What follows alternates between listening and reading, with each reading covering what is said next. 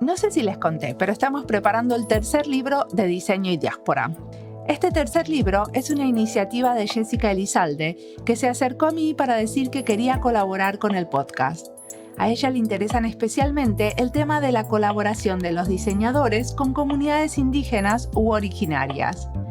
Entonces hicimos una selección de las entrevistas en las que se habla de diseño con diferentes comunidades. Y estuvimos pensando qué proyecto nos sería muy importante relevar en el área. Así fue como le consultamos a Diana Albarrán y nos recomendó charlar con Leslie Palacios Novoa. Nos dijo, esta entrevista no les puede faltar en ese libro. Leslie es diseñadora e investigadora en la Universidad de Temuco, en el sur de Chile. Ahí tienen un programa de artesanías en el departamento de diseño y trabajan con los mapuches poniendo mucho cuidado en las dinámicas de colaboración y de co-creación. Leslie hace más de 15 años se especializa en artesanía, diseñando iniciativas para justamente resguardarlas, desarrollar la circulación y la difusión como parte del patrimonio cultural de la región de Araucanía. Mi nombre es Mariana Salgado y esto es Diseño y Diáspora.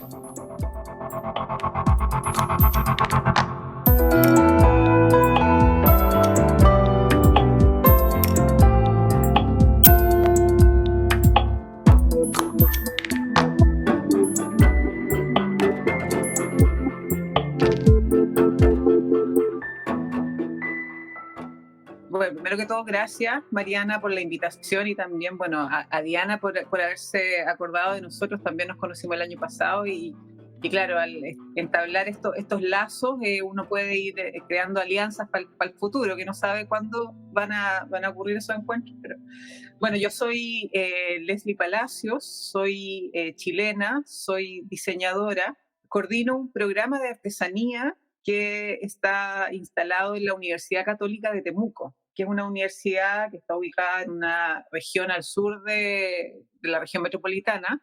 Estamos a 700 kilómetros al sur de Santiago, por lo tanto nuestro trabajo es bien regional. Y eso. ¿Y qué diseño estudiaste? La carrera era diseño integral, se puede decir, con distintas menciones, pero en el fondo tú salías como diseñador. Y luego de que terminé, hice una maestría en diseño industrial en Italia. Ok, ¿en dónde? En Milán, en el Instituto Europeo de Diseño, hice una maestría ahí en diseño industrial y luego trabajé casi 9 meses en un estudio de diseño. Yo estaba con una beca que entrega el Estado para estudios de posgrado en el extranjero, así es que sí o sí tenía que volver. Y además tenía el compromiso de volver a la universidad, así que fue una súper buena experiencia poder, después de los estudios, trabajar. Trabajé con uno de los profesores, una persona que había sido docente también ahí en el mismo programa, y fue una experiencia bien enriquecedora poder trabajar allá también. ¿De qué trabajaste allá? Bueno, yo era el practicante en la oficina de diseño, por lo tanto apoyaba todos los proyectos que estaban en curso. Eran proyectos de desarrollo de productos, principalmente. También me tocó colaborar en imagen corporativa y en gráfica, por ejemplo. Hacer estudios de mercado, o sea, participar en las distintas etapas del proceso de diseño. Perfecto. Y decime una cosa, ¿qué es lo que te trajo a la artesanía? ¿Cómo fue tu primer amor con la artesanía? Mira, mi primer amor yo creo que se dio al entrar a la universidad sin saber qué era la artesanía, lo que yo quería, porque yo inicialmente entré a estudiar diseño gráfico en otra universidad, la Universidad del Biobío, y me di cuenta, estando ahí, que en realidad, como en esos años, en los 90, fines de los 90, 2000, que no era la gráfica, no era el papel, no era lo bidimensional en ese momento lo que a mí me dejaba satisfecha. Si bien me iba súper bien y todo, sentía que había algo que me faltaba y empecé a investigar qué otros tipos de diseños se enseñaban en otras universidades. Viajé, visité universidades para ver la posibilidad de cambiarme y llegué a la universidad donde estoy ahora y me enteré que aquí existía un programa de artesanía, que los estudiantes tenían asignaturas donde aprendían orfebrería, donde había clases de cerámica, vidrio, madera, textil, y yo dije, aquí es donde quiero estar.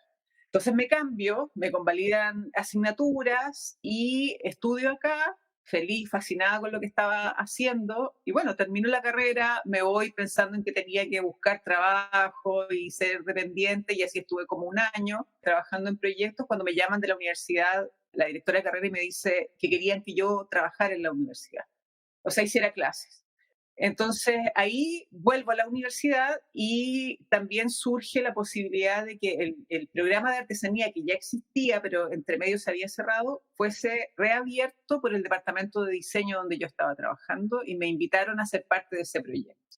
Y bueno, y también yo me ofrecí en cierta manera, o sea, cuando vi que esto se abría, yo dije, oye, yo quiero estar ahí, porque era ese vínculo con los oficios que a mí me había traído tanto de esto, que yo quería poder vincularme a eso de alguna manera. Y así volví a la artesanía, o empecé un camino yo creo que mucho más en profundidad. ¿Y qué es este programa de artesanías de la Universidad Católica? ¿Y cómo se relaciona con el diseño? Me interesa. Mira, hay dos programas de artesanía, para que no nos confundamos, hay dos programas de artesanía en dos universidades distintas. Una es la Pontificia Universidad Católica de Chile y la otra es la Universidad Católica de Temuco.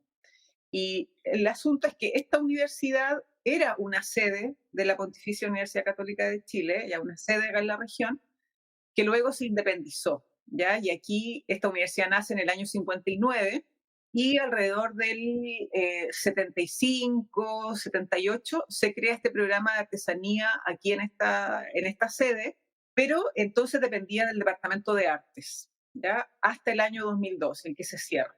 Y luego, producto de muchas iniciativas que había empezado a desarrollar el Departamento de Diseño, las instituciones públicas eran las que pedían el apoyo de los diseñadores para trabajar con artesanos, que quienes estaban ahí a cargo vieron como la necesidad de decir, oye, si aquí existía un programa de artesanía, ¿por qué no lo abrimos nuevamente para formular iniciativas mucho más permanentes de trabajo con los artesanos?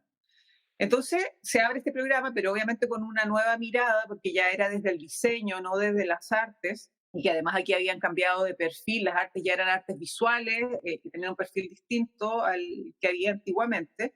Por lo tanto, se crea este programa artesanía con objetivos relacionados, por ejemplo, aunque hoy día han cambiado un poco, pero relacionados a apoyar la comercialización de productos artesanales, a fortalecer las capacidades de los artesanos en términos muchas veces de presentación o exhibición de sus obras, de sus productos, el desarrollo de marcas y en el fondo el trabajo en relación a la gráfica que envuelve el producto. Pero decime una cosa que no entiendo. ¿Son los propios ¿Mm? artesanos los que hacen esta carrera? ¿O lo que ustedes hacen es como generar más vínculos entre los alumnos, diseñadores o sea, hacen una distinción entre diseño y los diseñadores y los artesanos o no? A ver, lo que pasa es que tenemos, o sea, lo que le estaba contando un poco eran los orígenes del programa de cuando Sí. se abrió el 2006, pero hoy día tenemos 4 áreas de trabajo bien definidas. Okay. Y dentro de esas áreas tenemos distintos actores que colaboran en esto. Están, por un lado, bueno, obviamente los artesanos, actores importantes, ellos son en algunos de nuestros cursos, porque tenemos un área de formación donde son los artesanos los que hacen clases. Y tenemos, por ejemplo, no sé, taller de platería mapuche, y tenemos un platero que es el docente del taller. O hay otra línea que es orfebrería contemporánea y hay una orfebre, que también es diseñadora, pero es orfebre, ella hace las clases, y en telar tenemos las maestras tejedoras, que son quienes hacen clases. Es de esa manera que se enseñan los oficios, siempre son ellos los que están a cargo de la docencia en esas áreas. Y por otro lado, tenemos en los talleres de pregrado, en las carreras de diseño, que hoy día también es diseño integral, antes había diseño gráfico, diseño industrial, pero hoy día la carrera es una sola. Entonces ahí también en los talleres se desarrolla trabajo con los estudiantes, pero donde son también los artesanos quienes van a, por ejemplo, a las evaluaciones de los estudiantes de diseño y son los que opinan y retroalimentan las propuestas de los estudiantes en relación a la artesanía, porque son talleres en los cuales el tema tiene que ver con algún oficio y son los artesanos, las artesanas quienes van a los talleres. Y bueno, y aparte tenemos proyectos de área de investigación, otra área de difusión que tiene que ver con el desarrollo de exhibiciones itinerantes, donde comentaba esto de la platería también, que tenemos una colección que ha itinerado por muchos años. Y lo último es la mediación que llamamos nosotros, que es un área en la cual intentamos mediar, ¿cierto?, entre el mercado, se puede decir, y los artesanos para la comercialización de productos. Y ahí organizamos ferias y tenemos una tienda al interior de la universidad. Ok, y evidentemente, porque estar en la Patagonia el grupo más grande indígena son mapuches, los mapuches tienen como mucha colaboración con ustedes. Sí, sí. Bueno, acá yo creo que es, o sea, independiente de que nosotros trabajamos con artesanos mapuche y no mapuche, creo que un gran número de los creadores con los cuales nosotros tenemos iniciativas es con artesanos y artesanas mapuche, principalmente en el ámbito textil y en el ámbito de los metales, en este caso de la platería. Ahí tenemos vínculos con bastantes artesanos por los proyectos que estamos llevando a cabo. Y decime, ¿y cómo su cosmovisión y su manera de mirar el mundo repercute e influencia estos procesos de colaboración? Bueno, yo creo que ha influido bastante en todo lo que nosotros hacemos porque, y esto ha sido también un aprendizaje, yo creo que a través de los años, porque al inicio creo que los equipos que se conformaban tenían una mirada como muy occidental para aproximarse al trabajo con los creadores y creo que esa mirada se ha ido invirtiendo y es como, en cierta manera, trabajamos al revés, se puede decir, porque nos centramos en aspectos que tienen que ver más con la cosmovisión y la forma de ver el mundo de los pueblos indígenas en general, no solo mapuches, sino que también de los pueblos indígenas, esta concepción del buen vivir, ¿cierto? Por sobre lo que el diseño o el mercado pudiese requerir de una producción artesanal. ¿Me das un ejemplo de esto? Por ejemplo, Sí, sí, ¿me das un ejemplo de cómo esta concepción del buen vivir se ve por sobre el mercado? O sea, por ejemplo, desde el momento en el que, bueno, primero hay que conocer, ¿cierto? Yo creo que un aspecto súper relevante para el diseñador es conocer de qué manera se desarrollan los procesos productivos de los artesanos.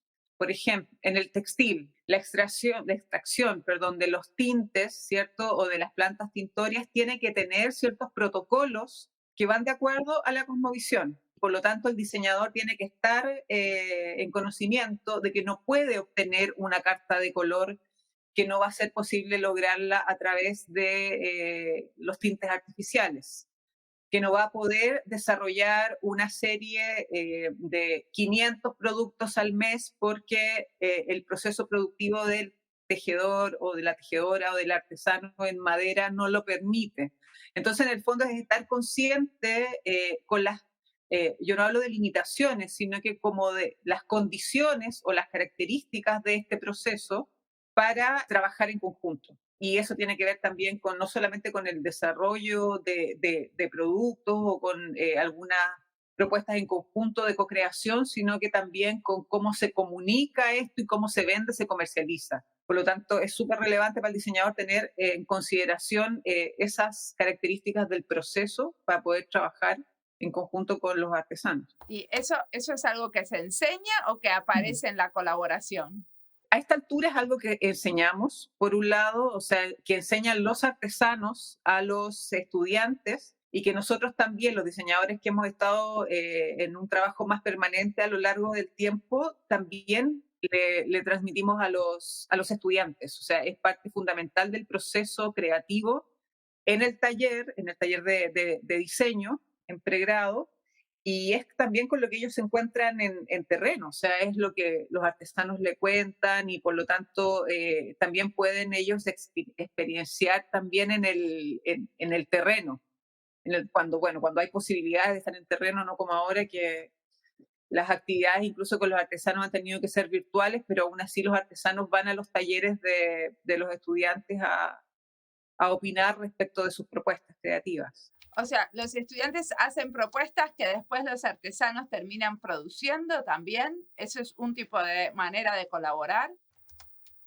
Eh, A ver, contame un mm, ejemplo. ¿Cómo sucede desde el principio al fin una colaboración, un tipo de colaboración con los artesanos? por ejemplo, una colaboración reciente fue la iniciativa Tejido de Fraternidad, que iniciamos el año pasado en mayo, justamente a raíz de la pandemia, en la cual se invitó a, bueno, tejedoras mapuche de distintas, no solo de esta región, sino que también de la región vecina Biobío, a tejer distintos tipos de tejido acordados con ella en relación al formato, bueno, solamente el formato, porque dentro del formato ellas eran libres de realizar lo que ellas quisieran, porque en el fondo eran sus obras. Ya cada tejido era una obra propia de la tejedora. Y luego, con esa obra, nosotros, con los estudiantes de arquitectura, de artes y de diseño, íbamos a empezar a proponer una instalación artística, se puede decir, que visibilizara todo este trabajo del textil.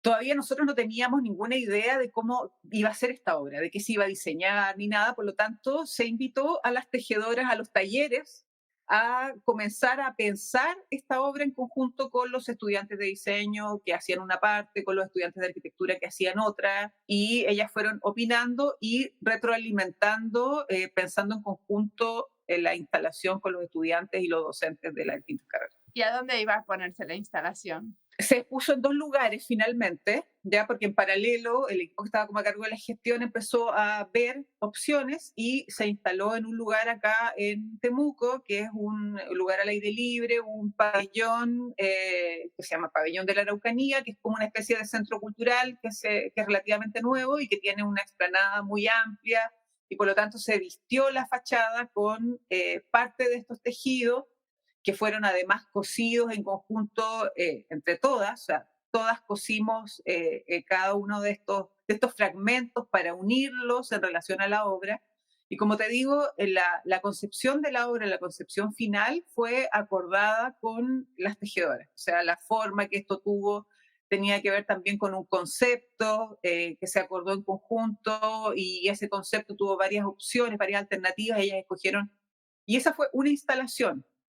Luego, con los mismos tejidos, se trabajó en otra instalación que se desmontó hace un mes, alrededor de un mes, en el Centro Cultural La Moneda en Santiago.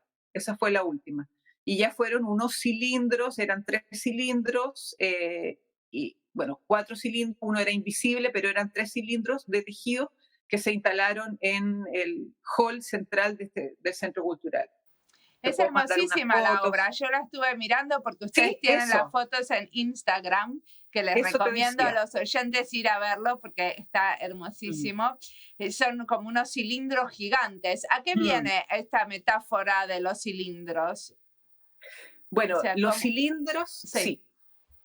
dale. O sea, es que en el fondo la circularidad en el mundo mapuche es un elemento fundamental y el cual se puede ver reflejado en muchos aspectos. Por ejemplo, en la forma del cultrún, en la forma en la que la mujer se viste o se coloca el trarihue, ¿cierto? Que tiene una circularidad para envolver el cuerpo, en el ciclo de la vida, ¿cierto? Que da vuelta y que en el fondo también tiene que ver con el ciclo no solamente de la vida, sino que también de las estaciones del año y que está graficado también en las identidades territoriales, bueno, en el cultrún que te mencionaba. Entonces, la circularidad es un elemento muy importante y por lo tanto el diseño a partir de ese elemento y se decidió que fuesen 4 porque también, bueno, 4 Y en general, los números pares o la dualidad también tiene que ver con varios elementos que están presentes en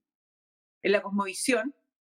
Y en este caso también se dice que son 4 las identidades territoriales en relación también a los puntos cardinales.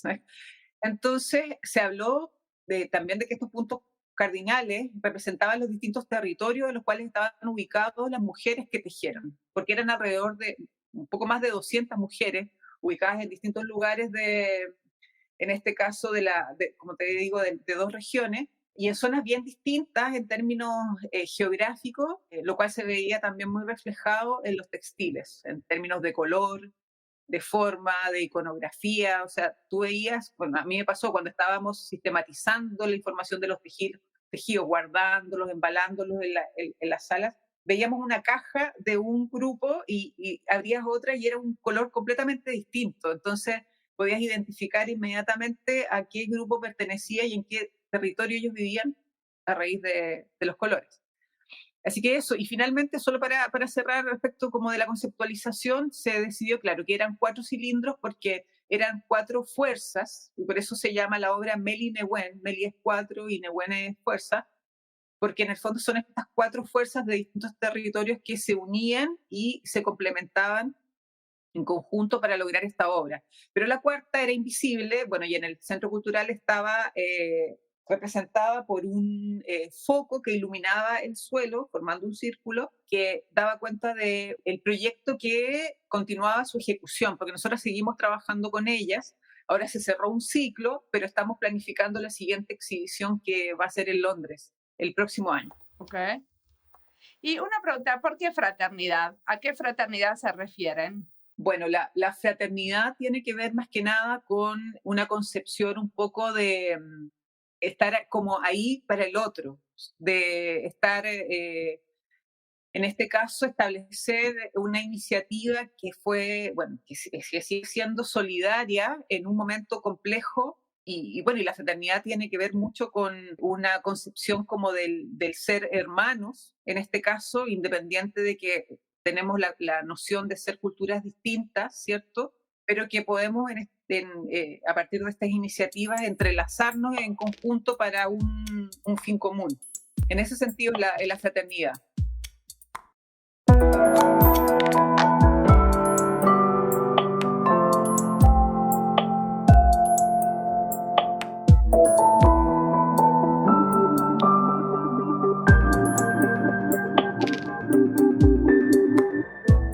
Esta entrevista es parte de las listas Chile y Diseño, Diseño y Comunidades Originarias y Educación en Diseño. No tengo la lista de Patrimonio Cultural y Diseño, pero tendría que armarla, porque muchos diseñadores trabajan en este ámbito con diferentes perspectivas, algunas como Leslie desde la universidad, otros desde museos, bibliotecas o archivos. Creo que sería un área interesante explorar más. Hice mi investigación de doctorado tratando de hacer los museos espacios más democráticos. Eso fue hace 12 años y siempre me va a quedar un poco de interés en abrir, compartir y democratizar el patrimonio cultural. Si se les ocurre a quienes entrevistar en este área, me dicen. Leslie nos trae no solo un ámbito de trabajo amplio y que se podría explorar muchísimo más, sino también nuevas perspectivas y métodos. Una universidad que trabaja codo a codo con una comunidad ya es algo nuevo y habla de esto que traemos en varias entrevistas, cómo hacer diseño contextualizado, entendiendo lo que pasa a nuestro alrededor. Aprendemos de otros que están cerca y de otros que están lejos, pero a veces tendemos a valorar o sobrevalorar lo que está lejos. Y esta apuesta a que los artesanos nos enseñen, nos muestren y nos dirijan es algo de lo que tenemos que escuchar muchísimo más. Sigamos aprendiendo de Leslie.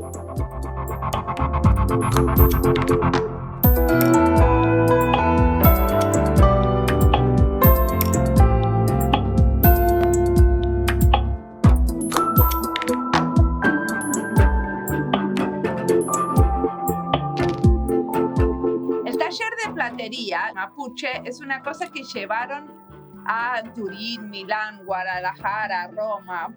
Quería que me cuentes un poco de este taller de platería mapuche y cómo fue que lo terminan llevando a varios lugares.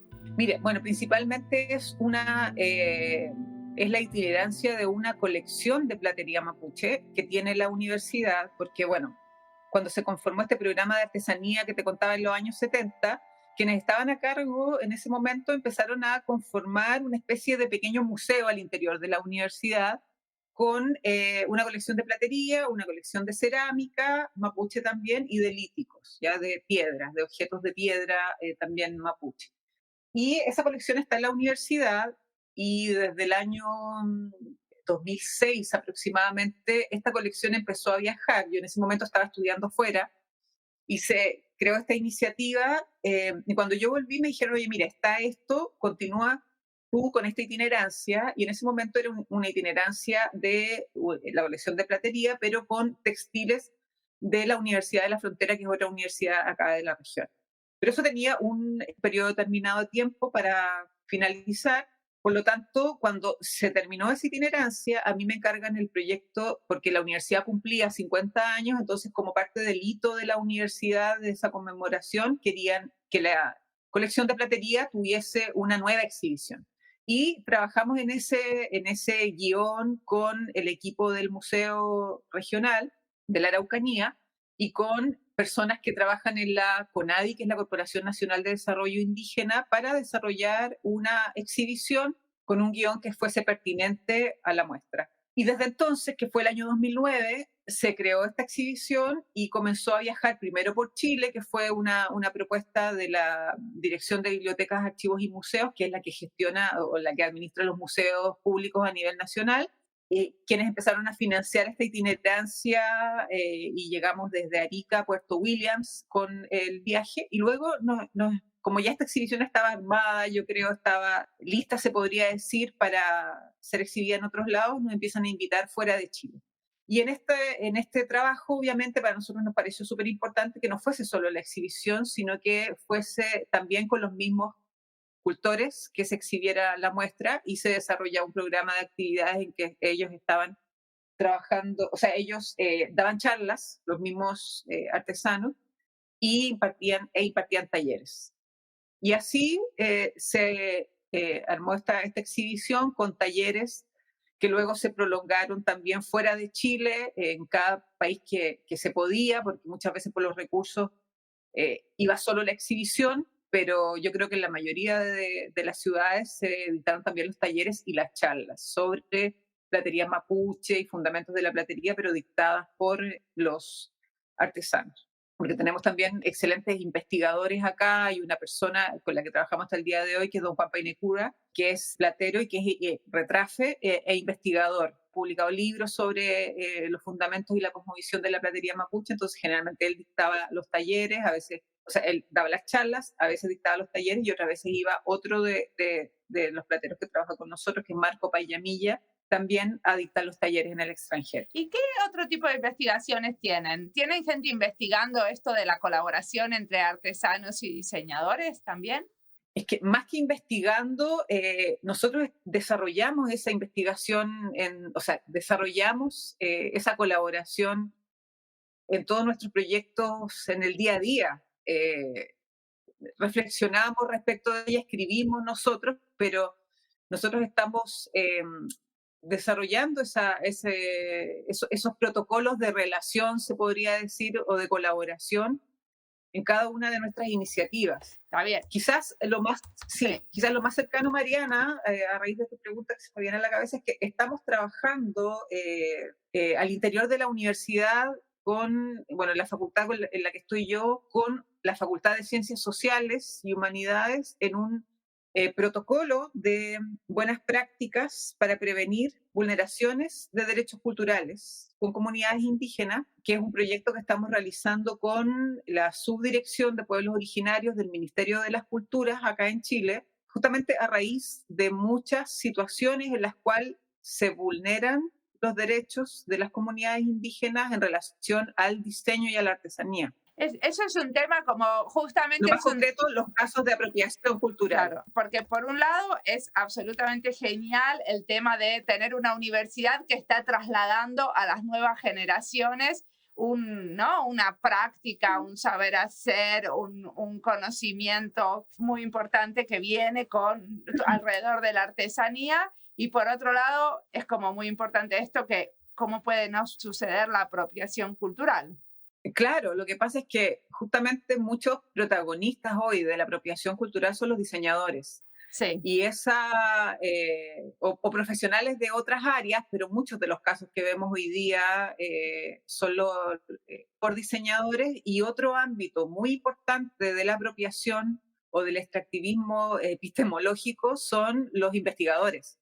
Y hoy día, con esta sociedad que establecimos al interior de la universidad con la Facultad de Ciencias Sociales, y la Subdirección de Pueblos Originarios, que es la entidad, en este caso del Estado, a la cual le llegan todas las consultas de los creadores producto de la apropiación cultural y de la vulneración de los derechos, es que en el fondo conformamos como este trinomio, ¿cierto?, de entidades que nos interesa hacernos cargo. Y por un lado, claro, nosotros podemos hacernos cargo a través de la educación. Esa es nuestra forma de abordar esto y por eso es que en los talleres de diseño van los artesanos y los estudiantes de diseño no diseñan sin ellos. O sea, eso para nosotros es fundamental, o sea, que ellos aprueben, que ellos opinen, ¿cierto?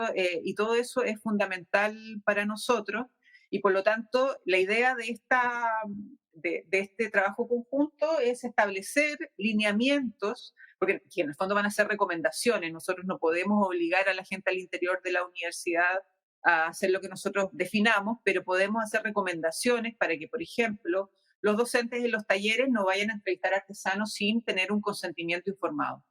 ¿Ya? Un documento que llamamos consentimiento informado nosotros, que es en el cual ellos autorizan la publicación, no sé, o la utilización de cierta información de sus entrevistas, pero para esa iniciativa puntual y no para todo lo que ocurra de ahí en adelante, que es como hoy día muchas veces se utilizan las entrevistas de las investigaciones, o sea, se ocupan en 10 investigaciones cuando la persona te consintió que fuese utilizada para una, por ejemplo. Entonces hay ciertos protocolos que estamos definiendo y que vamos a finalizar con este documento que van a ser recomendaciones de buenas prácticas para ser utilizados como unidades piloto en la Facultad de Ciencias Sociales y la de Arquitectura, Arte y Diseño, que es donde estoy yo. Pero hay algo, una pregunta que me queda picando, ¿hay algo de esta apropiación cultural que también podemos decir que es positiva? O, a ver, o si lo entiendo mal yo, porque yo siento que si un diseñador está trabajando con un artesano y aprende de su cosmovisión y se apropia de eso que está aprendiendo, a la vez es como interesante ¿no? Ese como entender al otro, ese apropiarse de lo que está aprendiendo. Sí, yo creo que por un lado está bien, claro, aprender, ¿cierto? Yo creo que esos intercambios se generan en ambos lados, o sea, los artesanos también aprenden muchas cosas de los diseñadores y también se las apropian, pero creo que un aspecto clave aquí es entregar los créditos a quien corresponde, que eso es lo que genera muchos problemas hoy día, muchas controversias, porque en el fondo, claro, yo aprendo y luego también recibo una compensación económica, ¿cierto? Porque desarrollé productos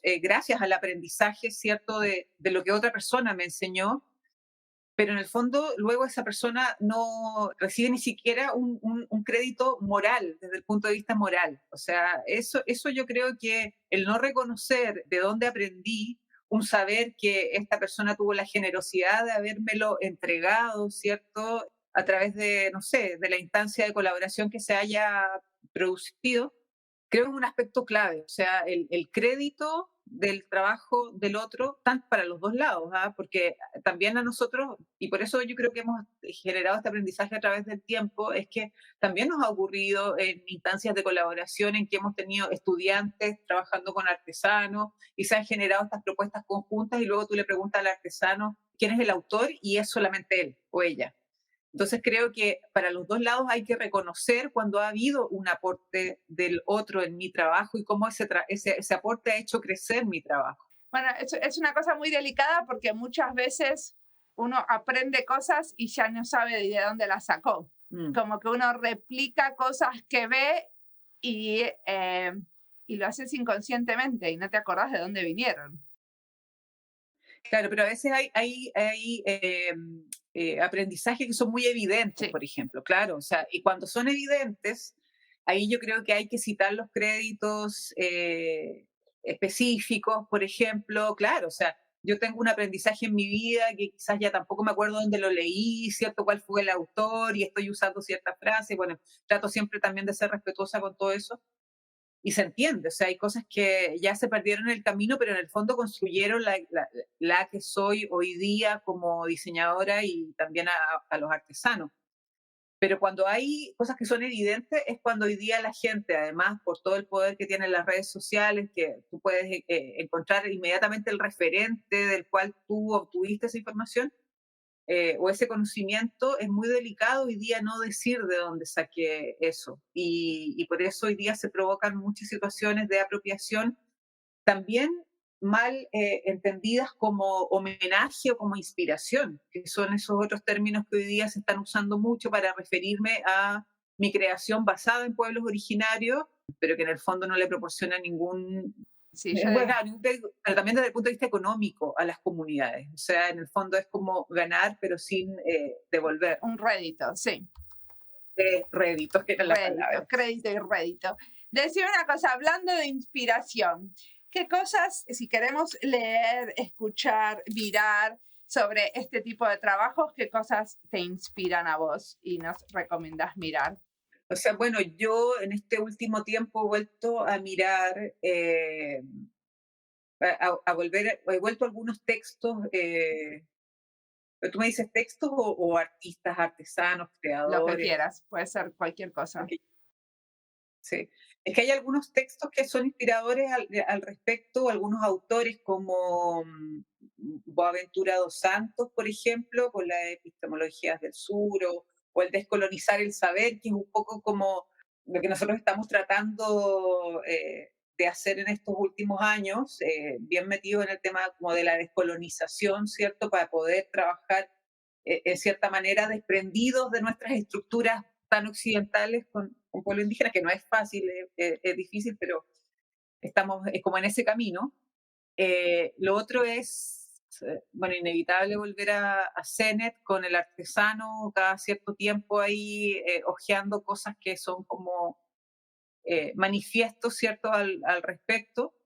Bueno, hay gente acá en Chile también, que quizás también te voy a dar algunos nombres, a lo mejor a Dale, futuro pudiesen ser entrevistados tuyos. Para mí un referente importante en términos de estética de pueblos originarios es Margarita Alvarado, que es una diseñadora que tiene una larga trayectoria. Ella ya está en este tiempo casi por jubilar del Instituto de Estética de la Universidad Católica de Chile, y es quien ha desarrollado una gran cantidad de estudios en términos de estética, sobre todo de pueblos originarios, mapuche principalmente. Y para mí ella es un referente, siempre la estoy releyendo y citando cosas con ella. Ella fue un tremendo apoyo para el equipo que conformamos producto de una investigación que hice hace algunos años sobre la vigencia de los ornamentos corporales en los pueblos indígenas de Chile, y ahí Margarita fue clave para orientarnos con bibliografía, con autores en relación a la antropología del cuerpo, a la ornamentación, el uso del adorno, y de la vestimenta, la indumentaria, porque para mí también es importante hoy día visibilizar que la gente sigue produciendo su ornamentación, que los pueblos no están muertos, porque incluso en los textos escolares hoy día tú te encuentras con que el pueblo mapuche usó, vivió, comió, o sea, como si estuviesen muertos, como si ya no existieran. Entonces, y siendo que el pueblo mapuche es el que tiene mayor cantidad de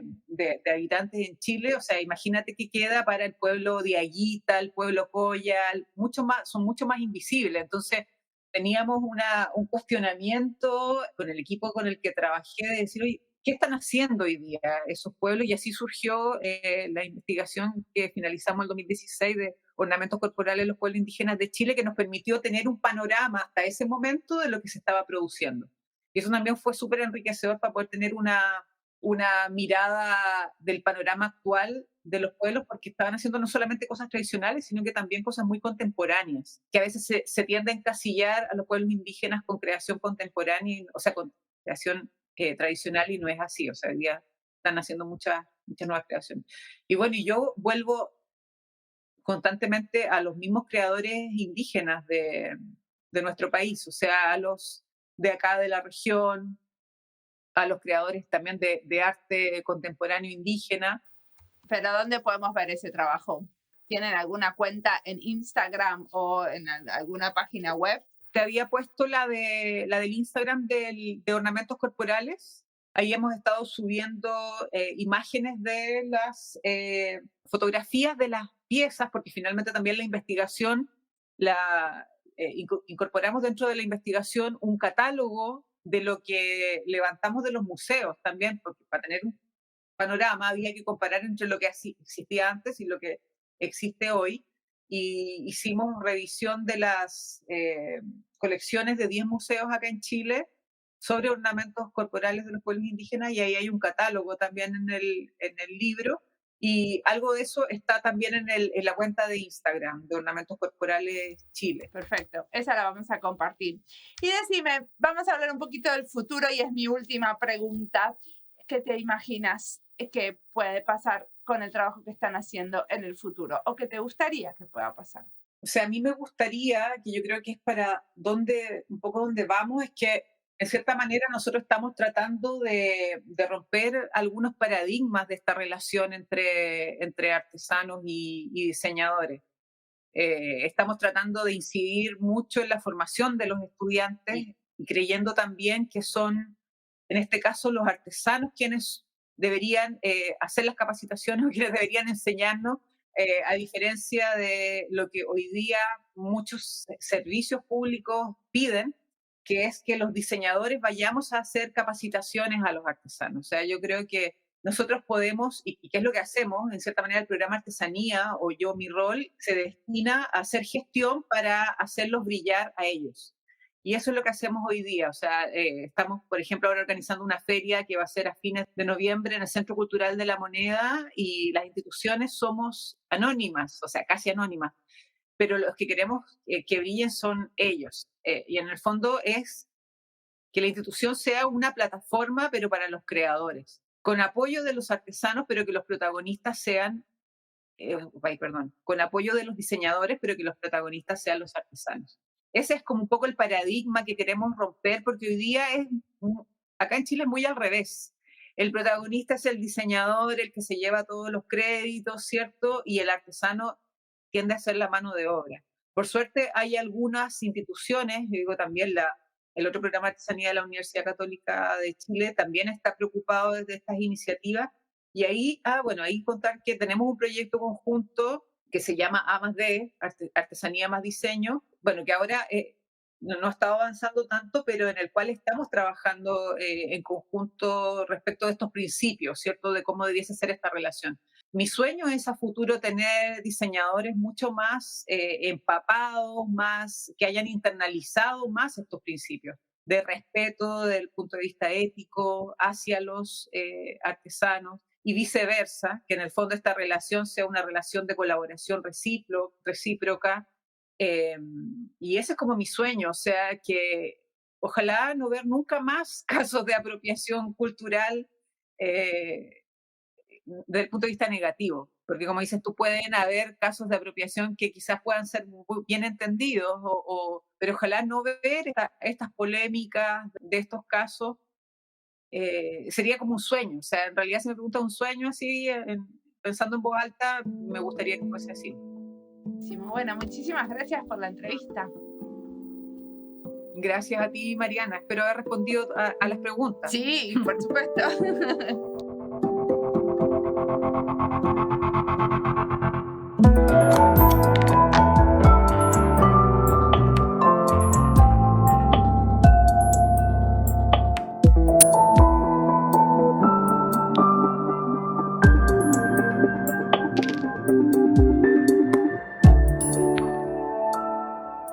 Leslie nos dice que la apropiación cultural puede ser positiva también.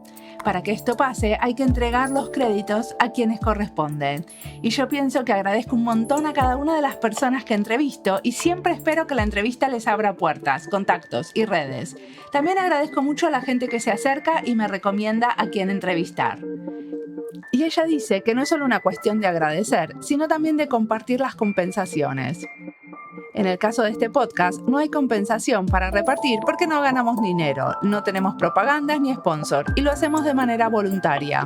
Pero muchas veces creo que si podríamos pagar por la participación de la gente en talleres y no se nos ocurre o no nos tomamos el trabajo. Quisiera estar más atenta a esto, sobre todo cuando es posible. Y no nos queda más que desear, como dice Leslie, que haya más cruces, aprendizajes y apropiaciones sin malos entendidos y positivas, que son posibles y podemos proponerlas.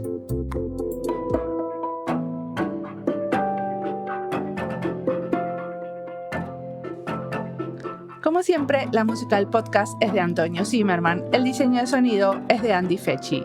Este podcast está publicado con licencia creativa común con atribuciones. Esto fue Diseño y Diáspora. Pueden seguirnos en nuestras redes sociales, en YouTube, Instagram y Twitter, o visitar nuestra página web diseñoydiaspora.org. No olviden recomendarnos. Nos escuchamos en la próxima.